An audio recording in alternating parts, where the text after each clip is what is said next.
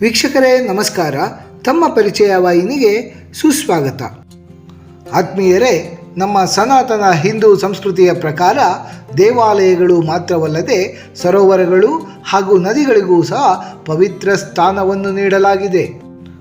ನಮ್ಮ ಪೌರಾಣಿಕ ಗ್ರಂಥಗಳಲ್ಲಿಯೂ ಸಹ ನದಿ ಹಾಗೂ ಸರೋವರಗಳ ಉಗಮದ ಬಗ್ಗೆ ಹಾಗೂ ಅದರ ಮಹಿಮೆಗಳ ಕುರಿತು ಸಾಕಷ್ಟು ಉಲ್ಲೇಖಗಳಿವೆ.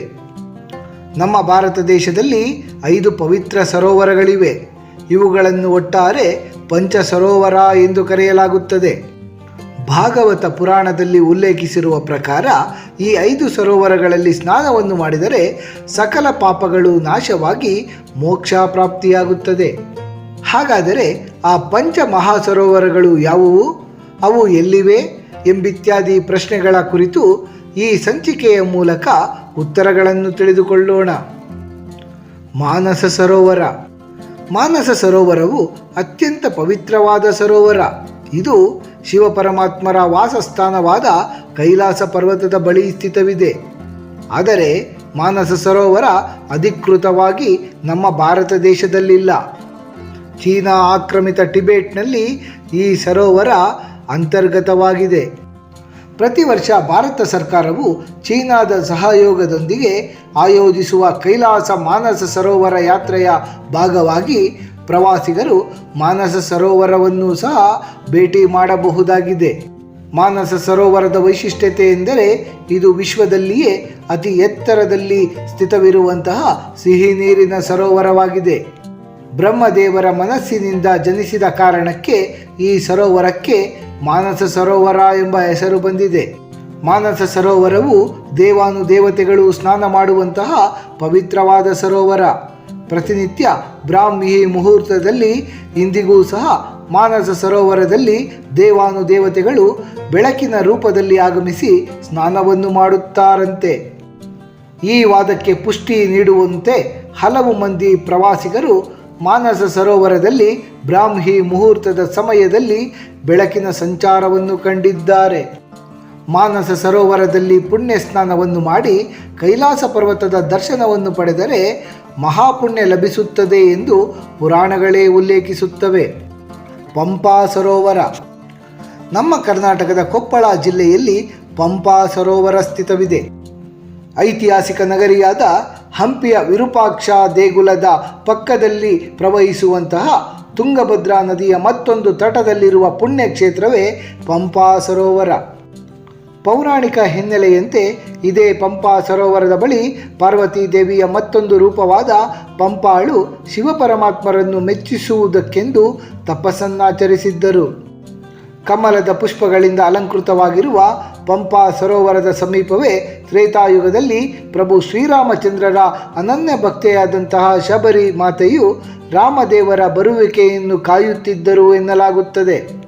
ಅನಂತರ ಇದೇ ಸ್ಥಳದಲ್ಲಿ ಶ್ರೀರಾಮಚಂದ್ರರು ಶಬರಿಯನ್ನು ಸಹ ಭೇಟಿಯಾಗಿದ್ದಾರೆ. ಶಬರಿಯು ಪ್ರಭು ಶ್ರೀರಾಮಚಂದ್ರರು ಹಾಗೂ ಲಕ್ಷ್ಮಣರಿಗೆ ಬೋರೆ ಹಣ್ಣನ್ನು ಇಲ್ಲಿಯೇ ನೀಡಿದ್ದು. ಆಂಜನೇಯ ಸ್ವಾಮಿಯು ಪ್ರಭು ಶ್ರೀರಾಮಚಂದ್ರರನ್ನು ಮೊಟ್ಟ ಮೊದಲ ಬಾರಿ ಭೇಟಿಯಾದದ್ದು ಇದೇ ಪಂಪಾ ಸರೋವರದ ಬಳಿ. ಈ ಎಲ್ಲ ಪೌರಾಣಿಕ ನೈಜ ಘಟನೆಗಳ ಪುರಾವೆ ಎನ್ನುವಂತೆ ಆಂಜನೇಯ ಸ್ವಾಮಿಯ ಜನ್ಮಸ್ಥಳ ಅಂಜನಾದ್ರಿ ಬೆಟ್ಟವು ಪಂಪಾ ಸರೋವರದ ಸಮೀಪವೇ ಇದೆ. ವಾಲಿ ಸುಗ್ರೀವರ ರಾಜಧಾನಿಯಾದಂತಹ ಕಿಷ್ಕಿಂಧ ನಗರಿಯೂ ಸಹ ಇಲ್ಲಿಗೆ ಸಮೀಪವೇ ಇದೆ. ಪಂಪಾ ಸರೋವರದ ಪಕ್ಕವೇ ಶಬರಿಯ ಗುಹೆಯೂ ಸಹ ಇದೆ. ಇಷ್ಟೆಲ್ಲ ಐತಿಹ್ಯಗಳಿಂದಾಗಿ ಪಂಚ ಸರೋವರಗಳಲ್ಲಿ ಪ್ರಮುಖದ್ದೆನಿಸಿಕೊಂಡಿರುವಂತಹ ಪಂಪಾ ಸರೋವರವು ದಕ್ಷಿಣ ಭಾರತದಲ್ಲಿಯೇ ಅತ್ಯಂತ ಪವಿತ್ರ ಸರೋವರವೆನಿಸಿಕೊಂಡಿದೆ. ಬಿಂದು ಸರೋವರ. ಗುಜರಾತ್ ರಾಜ್ಯದ ಅಹಮದಾಬಾದ್ನಿಂದ 115 ಕಿಲೋಮೀಟರ್ ದೂರದಲ್ಲಿರುವ ಸಿದ್ದಪುರ ಅಥವಾ ಮಾತೃಗಯಾ ಎನ್ನುವ ಕ್ಷೇತ್ರದಲ್ಲಿ ಸ್ಥಿತವಿದೆ. ಪಂಚ ಸರೋವರಗಳಲ್ಲಿ ಪ್ರಮುಖದ್ದೆನಿಸಿಕೊಂಡಿರುವಂತಹ ಬಿಂದು ಸರೋವರ. ನಂಬಿಕೆಗಳ ಪ್ರಕಾರ ಸೃಷ್ಟಿಯ ಉಗಮ ಕಾಲದಲ್ಲಿ ಖಧರ್ಮ ಮಹರ್ಷಿಗಳು ಹಾಗೂ ದೇವಾಹುತಿ ದಂಪತಿಗಳು ಮಹಾವಿಷ್ಣು ದೇವರ ಕುರಿತು ಘೋರ ತಪಸ್ಸನ್ನಾಚರಿಸಿ ಮಹಾವಿಷ್ಣು ದೇವರನ್ನೇ ತಮ್ಮ ಪುತ್ರನನ್ನಾಗಿ ನೆನೆಸಬೇಕು ಎಂದು ಕೋರಿಕೊಳ್ಳುತ್ತಾರೆ. ಹೀಗೆ ಆ ದಂಪತಿಗಳಿಗೆ ಹುಟ್ಟಿ ಬಂದವರೇ ಭಗವಾನ್ ಮಹಾವಿಷ್ಣುವಿನ ಅವತಾರವಾದಂತಹ ಕಪಿಲ ಮಹರ್ಷಿಗಳು.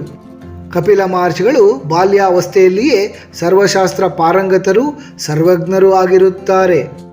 ತಮ್ಮ 16ನೆಯ ವಯಸ್ಸಿನಲ್ಲಿಯೇ ಅವರು ತಮ್ಮ ತಾಯಿ ದೇವಹೂತಿಗೆ ಸಂಖ್ಯಾಶಾಸ್ತ್ರಗಳನ್ನು ಉಪದೇಶಿಸುತ್ತಾರೆ. ತನ್ನ ಮಗನ ಉಪದೇಶದಿಂದ ಆನಂದಗೊಂಡಂತಹ ಮಾತೃವಿನ ಕಣ್ಣಿನಿಂದ ಆನಂದ ಬಾಷ್ಪ ಹರಿಯತೊಡಗುತ್ತದೆ. ಈ ರೀತಿ ದೇವಹೂತಿಯ ಆನಂದ ಬಾಷ್ಪದಿಂದಲೇ ಬಿಂದು ಸರೋವರ ಸೃಷ್ಟಿಯಾಯಿತು. ಯಾರು ಈ ಸರೋವರದಲ್ಲಿ ಪವಿತ್ರ ಸ್ನಾನವನ್ನು ಮಾಡಿ ತಮ್ಮ ಅಗಲಿದ ತಾಯಿಗೆ ಶ್ರಾದ್ದವನ್ನು ನೆರವೇರಿಸುತ್ತಾರೋ ಅಂತಹವರ ಮಾತೃಗೆ ಸದ್ಗತಿ ಪ್ರಾಪ್ತಿಯಾಗುತ್ತದೆ ಎಂದು ಕಪಿಲ ಮಹರ್ಷಿಗಳೇ ಆಶೀರ್ವಚನವನ್ನು ನೀಡಿದ್ದಾರೆ. ಹಾಗಾಗಿಯೇ ಭಾರತದ ಬೇರೆ ಬೇರೆ ಸ್ಥಳಗಳಿಂದ ತಮ್ಮ ಸ್ವರ್ಗಾಸ್ಥ ತಾಯಿಯ ಶ್ರಾದ್ದ ಕಾರ್ಯವನ್ನು ನೆರವೇರಿಸಲೆಂದೇ ದಿನನಿತ್ಯ ಸಹಸ್ರಾರು ಸಂಖ್ಯೆಯಲ್ಲಿ ಭಕ್ತಜನರು ಬಿಂದು ಸರೋವರಕ್ಕೆ ಆಗಮಿಸುತ್ತಾರೆ. ಹಾಗಾಗಿ ಈ ಸ್ಥಳವನ್ನು ಮಾತೃಗಯಾ ಎಂದು ಕರೆಯಲಾಗುತ್ತದೆ. ಪುಷ್ಕರ ಸರೋವರ. ರಾಜಸ್ಥಾನದ ಅಜ್ಮೀರ್ ಜಿಲ್ಲೆಯ ಪುಷ್ಕರ ಸರೋವರವು ಬ್ರಹ್ಮದೇವರ ಜೊತೆ ತಳುಕು ಹಾಕಿಕೊಂಡಿದೆ. ಈ ಸರೋವರದ ಸಮೀಪವೇ ಏಕೈಕ ಬ್ರಹ್ಮ ದೇವಸ್ಥಾನವಿದೆ. ಈ ಸರೋವರವನ್ನು ನಮ್ಮ ಹಿಂದೂ ಧರ್ಮ ಗ್ರಂಥಗಳು ತೀರ್ಥಗುರು ಎಂದೇ ವಿವರಿಸುತ್ತವೆ. ಚಾರ್ಧಾಮ್ಗಳಾದಂತಹ ಬದರಿ, ದ್ವಾರಕಾ, ಪುರಿ ಹಾಗೂ ರಾಮೇಶ್ವರ ಯಾತ್ರೆಯನ್ನು ಪೂರೈಸಿದವರು 5ನೇಯದಾಗಿ ಪುಷ್ಕರ ಸರೋವರದಲ್ಲಿ ಸ್ನಾನವನ್ನು ಮಾಡದಿದ್ದರೆ ಯಾತ್ರೆಯ ಸಂಪೂರ್ಣ ಫಲವು ಲಭಿಸುವುದಿಲ್ಲ ಎನ್ನಲಾಗುತ್ತದೆ. ಹಾಗಾಗಿ ಚಾರ್ಧಾಮ್ಗಳ ಜೊತೆ 5ನೆಯ ಧಾಮವಾಗಿ ಪುಷ್ಕರವು ಸೇರಿಕೊಳ್ಳುತ್ತದೆ. ಪುಷ್ಕರ ಸರೋವರವು ಸಾಕ್ಷಾತ್ ಬ್ರಹ್ಮದೇವರಿಂದಲೇ ಸೃಷ್ಟಿಗೊಂಡಿದೆ. ಪದ್ಮಪುರಾಣದ ಪ್ರಕಾರ ವಜ್ರನಾಭ ಎಂಬ ಹೆಸರಿನ ರಕ್ಕಸನು ಪ್ರಜೆಗಳನ್ನೆಲ್ಲ ಹಿಂಸಿಸುತ್ತಿರುತ್ತಾನೆ.